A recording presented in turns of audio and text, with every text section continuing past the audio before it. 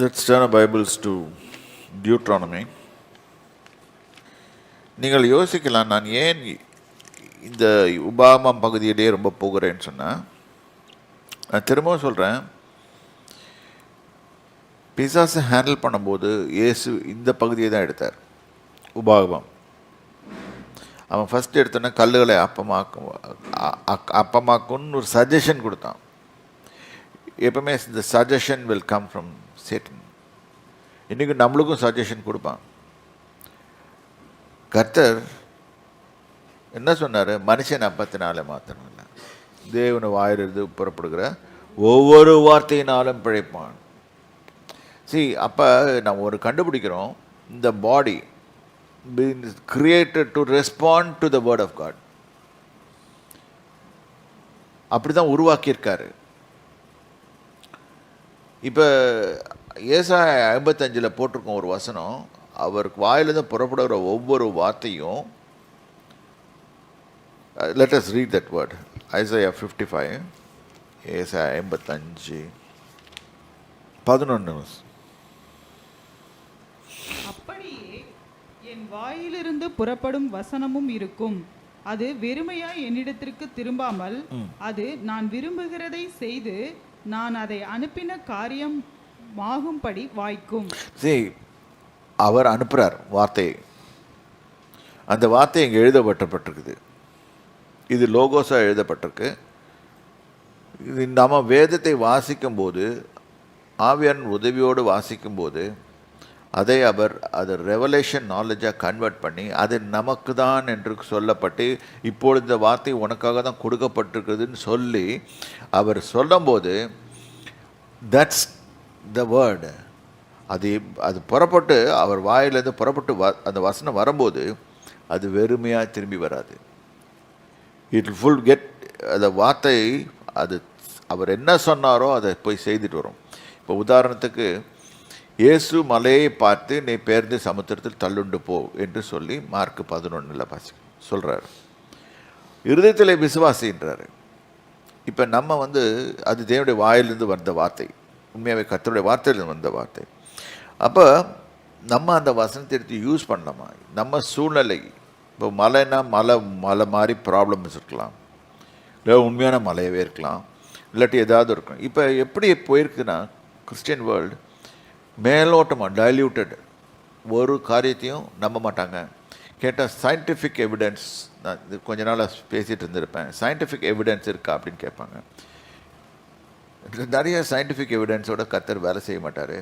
கர்த்தர் டெலிபரேட்டாக, அதனால தான் கொரிந்தியர் 1 கர்த்தர் சொல்கிறார், நான் பைத்தியங்களை தெரிந்து கொண்டேன். Let us turn Bibles to 1 Corinthians 1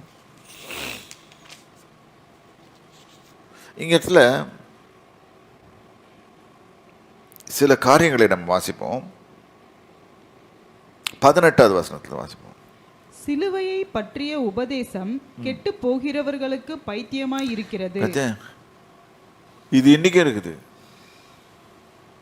cross, when we talk about கிராஸ்னா நம்மளால கிராஸே பிடிச்சிக்குவாங்க. இது கிராஸ் இல்லை, கிராஸ் எக்ஸ்பீரியன்ஸ்.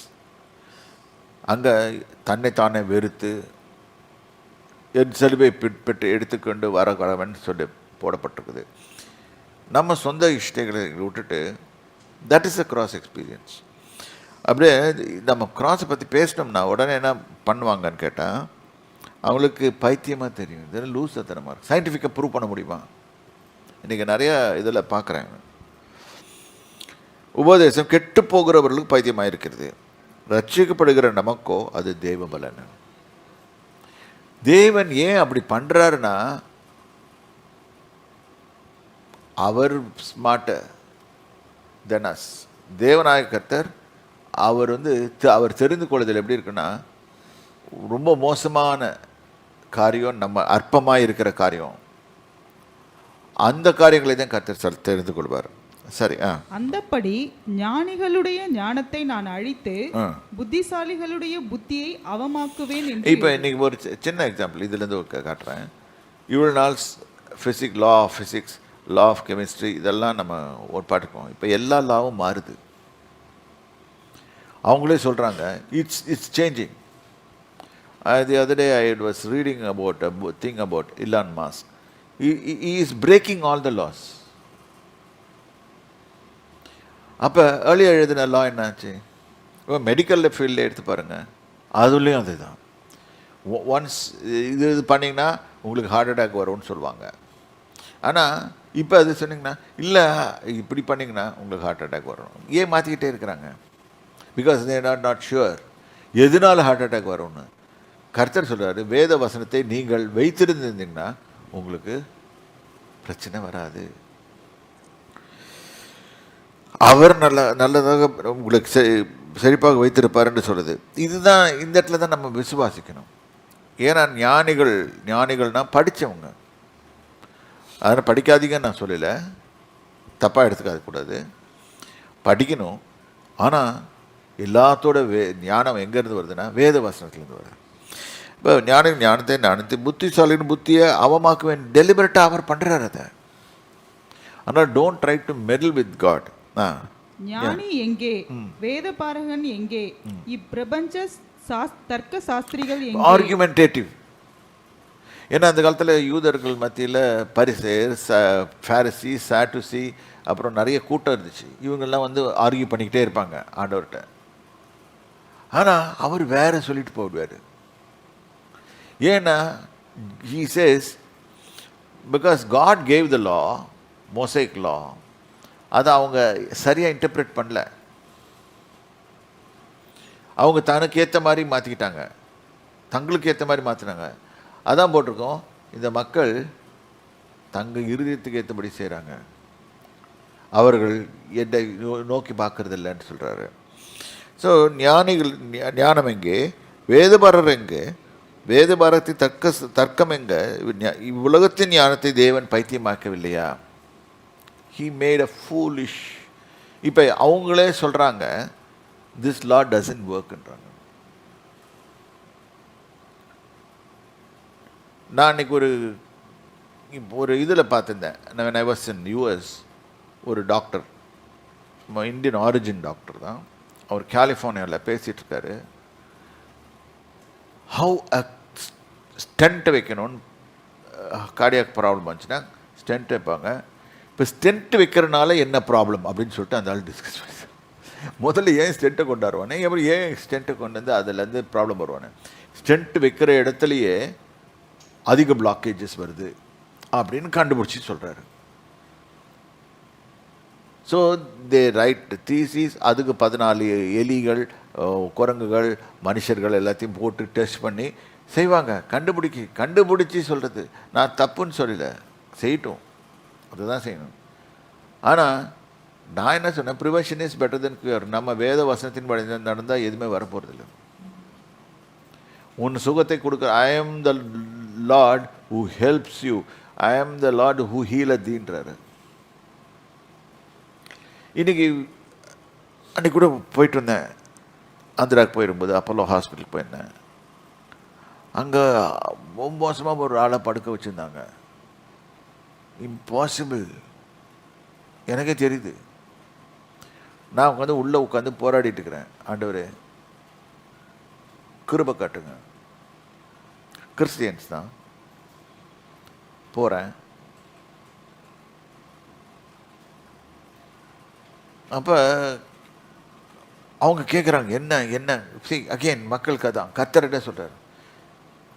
எனக்கு தெரியும் ரொம்ப difficult case, but if you use your faith we can recover. Then God told me go to the place. போனேன், ஒத்துக்கிட்டேன். பொதுவாக யார் வீட்டுக்கு நான் போக மாட்டேன், ஒத்துக்கிட்டேன். அங்கே கிளியர் பண்ண வேண்டியது நிறைய காரியம் இருந்துச்சு, கிளியர் பண்ணேன்.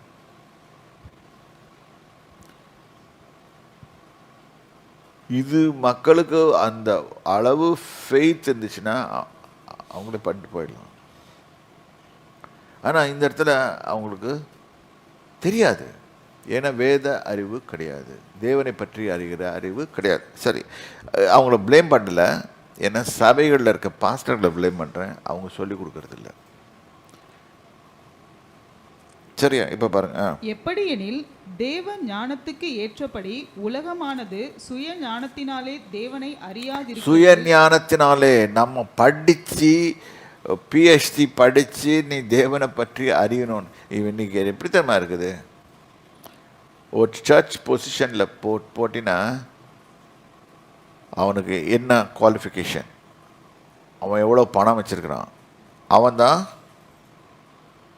கமிட்டியில் இருப்பான், அவன் தான் டிசைட் பண்ணுவான்.